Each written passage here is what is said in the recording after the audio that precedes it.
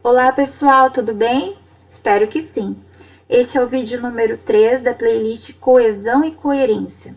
No vídeo número 1, nós vimos os elementos de conexão, de coesão textual, que são os conectores, conectivos.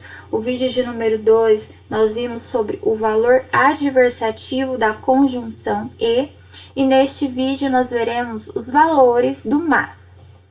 Bom, para quem está acompanhando o canal, já assistiu aos vídeos da playlist Introdução ao Período Composto, sabe que o mas, ele é uma conjunção coordenativa adversativa quando ele traz uma relação de oposição, ressalva, contraste entre as orações coordenadas, que são aquelas orações que têm independência sintática. No entanto, o mas, ele pode trazer uma ideia diferente. Ele pode trazer apenas uma relação de encadeamento, de justaposição de ideias. Nesse caso, ele vai ser denominado marcador conversacional. Vamos ver o texto. Os valores do mas. O mas, além de ter um sentido adversativo e de oposição, assume, em alguns casos, um valor de marcador conversacional.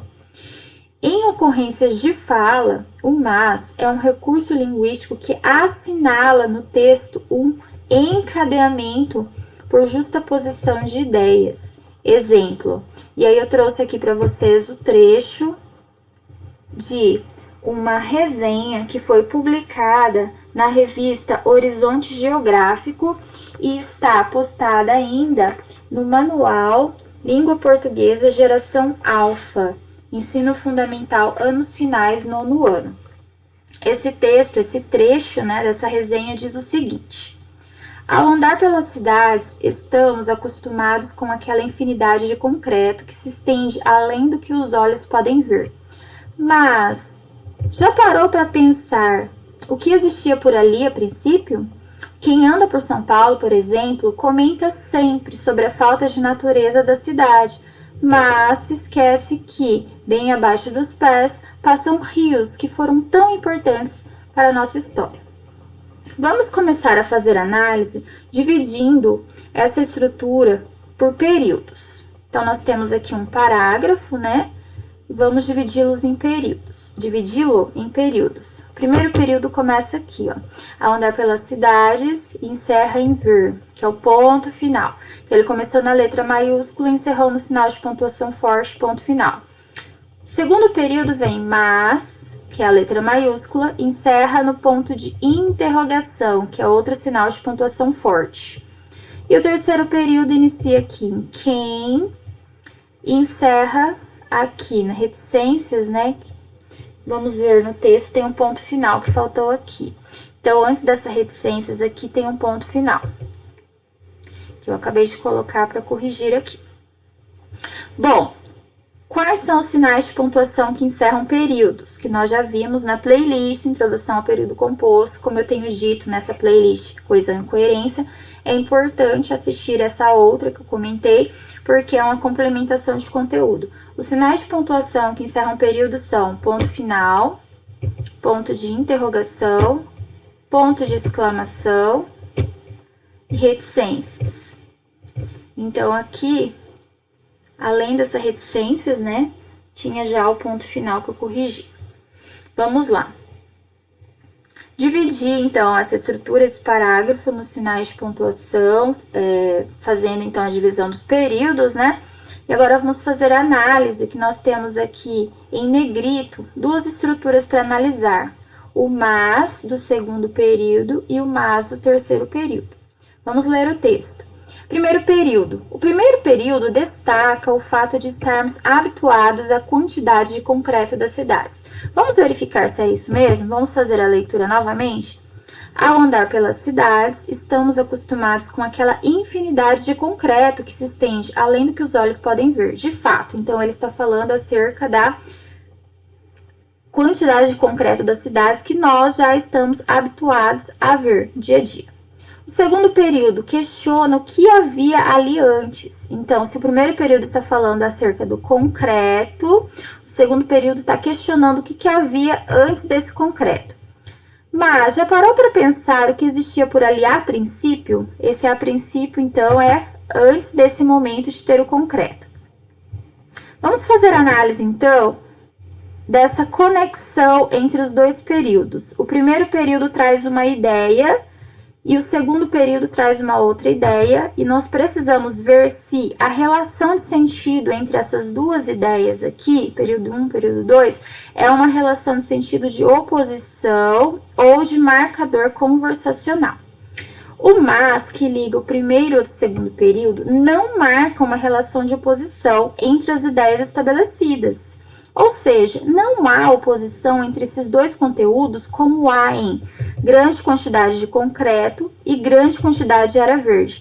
Então, pessoal, veja que se no primeiro período ele está falando sobre grande quantidade de concreto, para que houvesse uma relação de oposição, deveria falar no segundo período sobre o oposto do concreto. Então, o oposto do concreto é a área verde. Se tivesse citado alguma questão de área verde aqui, sim, haveria relação de oposição, mas não é isso que acontece. Olha o que diz o segundo período. Mas já parou para pensar o que existiria ali a princípio? É um questionamento que ele faz ao leitor, né? Ele está questionando o leitor.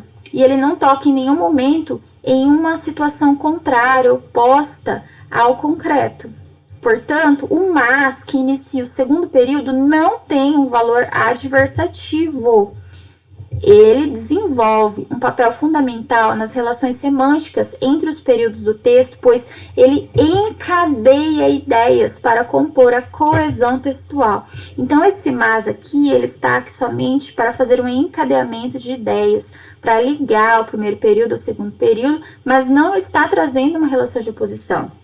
Nesse trecho, o mas, ele assume um valor de marcador conversacional, tá? É como se ele estivesse marcando ali um discurso interpessoal, orientando o interlocutor, dialogando com o interlocutor, fazendo a coesão textual, tá? Agora vamos ver ali o terceiro período. Quem anda por São Paulo, por exemplo, comenta sempre sobre a falta de natureza na cidade, mas se esquece que, bem abaixo dos pés, passam rios que foram tão importantes para a nossa história. E esse terceiro período? A relação expressa pela conjunção mas. Nesse período aqui, o terceiro período, é de oposição, ressalva, contraste, adversidade. Veja bem, pessoal, quando ele diz, quem anda por São Paulo, por exemplo, sempre comenta sobre a falta de natureza da cidade. Ele está falando da falta de natureza. Mas se esquece que bem abaixo dos pés passam rios que foram tão importantes para a nossa história. Então, ele está indo numa linha de raciocínio. Ele está dizendo que as pessoas comentam sobre a falta de natureza. Então, a linha de raciocínio é a falta da natureza. Mas as pessoas estão se esquecendo que, apesar de elas falarem da falta de natureza, abaixo dos seus pés passam rios. Rio faz parte da natureza? Sim. Então, se a pessoa está dizendo que não tem natureza e no segundo momento, aqui no texto, é apresentado que abaixo dos pés dessa pessoa passa o rio, que é a natureza, existe sim uma relação de oposição, de adversidade e de ressalva, tá? Então, enquanto no segundo período nós temos o mas, trazendo um encadeamento por justaposição de ideias, sendo um marcador conversacional, no terceiro período temos o mas como uma conjunção coordenativa adversativa.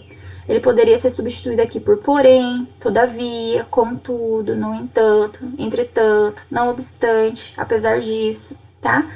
Tanto por outras conjunções coordenativas como por outras locuções conjuntivas.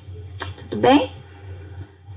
Então, é isso. Espero que vocês tenham compreendido essa questão dos valores do mas, que pode apresentar-se tanto como marcador conversacional, quanto como uma conjunção coordenativa adversativa. Ok? Muito obrigada por assistir essa aula e um grande abraço.